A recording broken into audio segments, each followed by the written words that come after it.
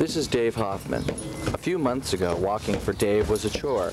Now, his step is a little more pronounced, more cautious than most, and after long stints on his feet, painful. A rock climbing accident on August 28, 1989 put Dave's life on hold.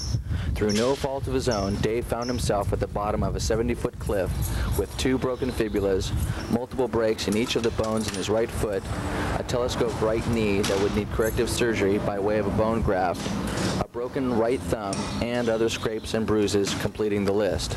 Dave was lucky to be alive.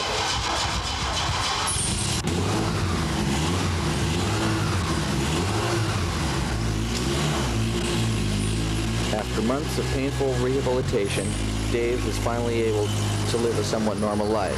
Driving is easier, and he can go back to work on his own. Dave is self-employed as a lighting and sound technician for a number of nightclubs in and out of the San Francisco Bay Area, at times putting himself in awkward positions, changing and maneuvering lights and heavy sound equipment. Dave got me into rock climbing a few years ago and is always a stickler for safety. In a segment later, you'll hear as the climbers at the site give commands so each knows what the other is doing. Having climbed with Dave in Yosemite, Mount Tamalpais, and other sites, we went to Dave's old stomping grounds at Castle Rock State Park, the site of the accident, and talked about what he remembers, what happened, and how he feels about the past. I'm not really using a lot of arm stuff. You've been up here a few times since the accident. How do you feel right now? Right now? Yeah. It's kind of weird kind of looking at these people climbing and seeing how they've changed the ground at the rock and stuff. Kind of pretty comfortable. This being my about 4th time, I feel pretty comfortable. It's all right. Think you're about ready to climb up here? Yeah, I'm ready. I feel really good about climbing. I just have a thing about, you know, from the top here, letting go and coming down, being glide down from there. I think I'm a little apprehensive. The first time that you came down here, you had to go through a lot of rough terrain. How did you make it down here? How did you get down here? You know my wheelchair that time? Yeah. Well, what I did is I was laying in the hospital. I kind of suffered some amnesia, so it's like I can't remember what this place exactly looked like, and it was bugging me. And I really wanted to, you know, you fall off a bike, get back to it kind of thing. So I got in my wheelchair and strapped on my crutches onto the wheelchair. I just got my cast off 3 days before. This is my 2nd time driving. And I drove up here and wheelchaired my way up and then down my waist to here. And I came down on my butt down the side of this rock over here, scooted my way down, crawled over to here, and hung out at the bottom and had pretty much an emotional release, which I've been dying to get out of my system, and felt great. took me almost 2 hours.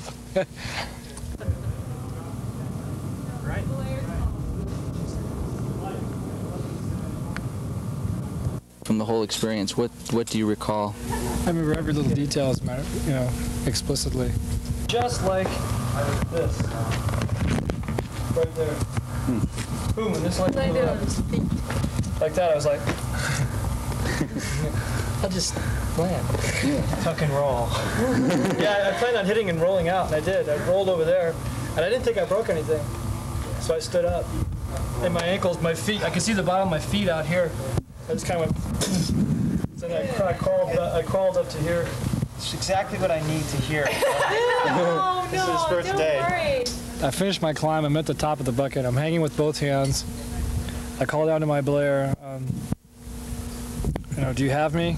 And she said she does have me. I go, okay, well, I'm gonna let go. Everything cool? She replied, everything's okay. And I checked a 3rd time, and I looked down, and then I let go. And it took me about 2 seconds to fall 70 feet. Kind of zipped down pretty fast from the, hit the ground and bounced. I didn't think I broke anything, so I tried to stand up, and when I stood up, I obviously fell right over. I looked at my feet, and my feet were both shot out to the sides. And then the pain hit, and I was laying on the ground, and then the pain and the shock and everything really kind of sat in, really kicked in hard, and that's, it was pretty hairy at that point.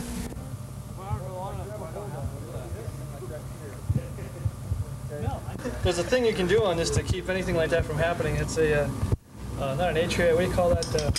Oh, those lockers? Yeah, you can take webbing and put it around there twice and put it down to the ground.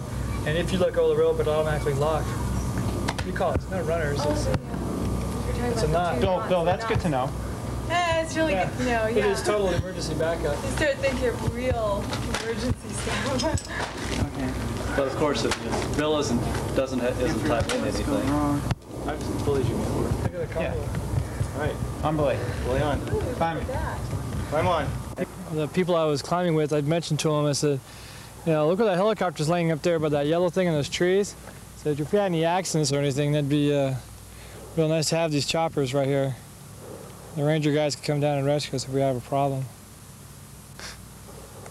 Great. Explain the ride in the helicopter and what the whole experience was with that. Well, right after I hit, I had the chick who dropped me unclip, and I had her run up to where we saw the helicopter as we walked in. I had her go up there and get the chopper.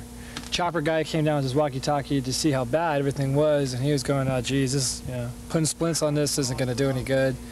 So he called his crew. The crew came over and got me, and a couple of the people that were here, so 6 people carried me out, got me to the chopper. It's a little 4-seater chopper. It's about the size of a Volkswagen inside. My feet were sticking out about, oh, I don't know, 2 feet out the door, and my head sticking out a foot out the other side of the door. They buckled me in, and I had to stay in like a sit-up position, held onto my pant legs, so my ankles, the bones are broken, my feet are sitting out to the side, so I had to hang onto my pant legs so my ankles wouldn't hit together. That was really hurting. And then the G-forces of the chopper that was flying was excruciating. That was probably the most painful. I screamed the entire way there. I tried to keep my mind off it by looking, putting my head out the window upside down and looking. I'm only riding a helicopter, I wanted to look around. So I got my head upside down, looking out, looking at everything, trying to keep my mind off what was happening. But I screamed the entire way. I was real pissed off. I was not digging that. It's very painful. When do you think you'll be back here to come and climb again? I know you've been here a few times, but when do you think you'll be ready to actually get it on the rock? I was ready to go today, but you guys won't let me climb. I don't know, probably next weekend. I'll start out on the 5.5 stuff, and then kind of move my way over and then do the overhang. I want to redo my climb. I'm ready. I want to get this out of the way so I can go to Yosemite, do the fun stuff.